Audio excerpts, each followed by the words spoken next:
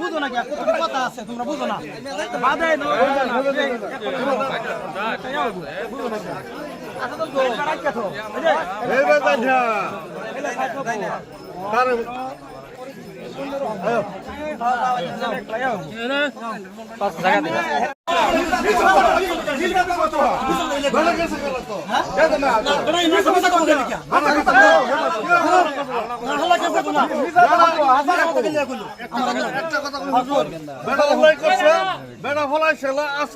কেউ হাল্লা বেড়া কি আমরা বিচার করবো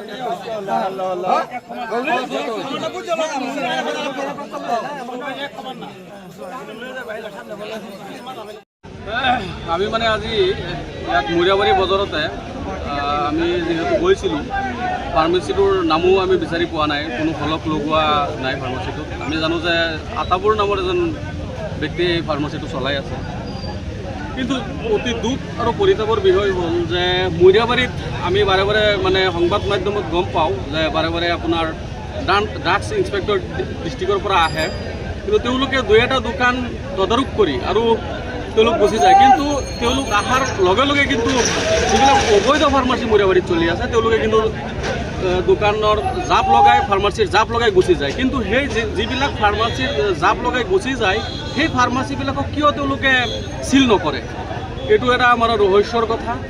কিন্তু আজি যি এটা ঘটনা হৈ গ'ল এইটো আমি এতিয়ালৈকে নাজানো তেওঁ কি ডক্টৰৰ প্ৰেছক্ৰিপশ্যনত ইনজেকশ্যন মাৰিছে নে তেওঁ নিজাববীয়াকৈ মাৰিছে।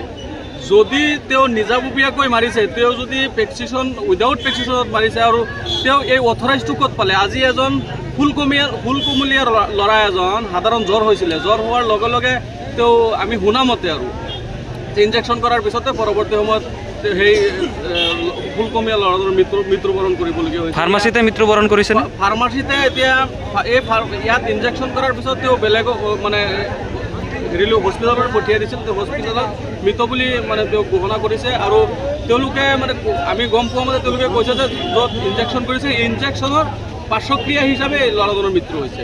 আমি যি পৰস্পৰে যি ইতিমধ্যে গম পাইছোঁ, গতিকে বস্তুটো তদন্ত হ'ব লাগে আৰু দোষীক উপযুক্ত মানে দৃষ্টান্তমূলক শাস্তি বিহিব লাগে। ফাৰ্মাচী এছ'চিয়েশ্যনৰ প্ৰেছিডেণ্টো মৰিয়াবাৰীত আছে, এওঁলোকক লগত লৈ কিয় এই মৰিয়াবাৰীত যদি অবৈধ ফাৰ্মাচী চলি আছে তেওঁলোকক কিয় আজি চিনাক্তকৰণ নকৰণ? কাৰণ মানুহৰ জীৱন লৈ তেওঁলোকে হেতালি খেলিছে। আজি ফাৰ্মাচীবিলাকৰ ঔষধ বিক্ৰী কৰিছে। মৰিয়াবাৰীৰ এনেকুৱা ফাৰ্মাচীও আছে বহুত মানে নিচাজাতীয় দ্ৰব্য কিন্তু ফাৰ্মাচীবিলাকত বিক্ৰী কৰে, সেইবিলাকে কিন্তু ড্ৰাগছ ইনস্পেক্টৰে মন কাণ নিদিয়ে। এইটো তেওঁলোকৰ কিবা মানে উচ্চতম কৰ্তৃপক্ষ ইয়াৰ পৰা কিবা বুজন পৰিমাণৰ তেওঁলোকে কিবা পায় নেকি, যাৰ কাৰণে তেওঁলোকে এই মৰিয়াবাৰী অঞ্চলৰ ফাৰ্মাচীবিলাকক তেওঁলোকে মানে সুদৃষ্টি নিদিয়ে? এইটো এটা ডাঙৰ ৰহস্যজনক প্ৰশ্ন।